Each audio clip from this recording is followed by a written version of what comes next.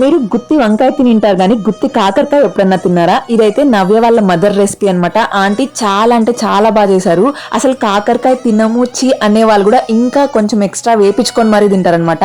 ఇంకా రెసిపీ ఏమన్నా కష్టమా అనుకుంటే చాలా సింపుల్.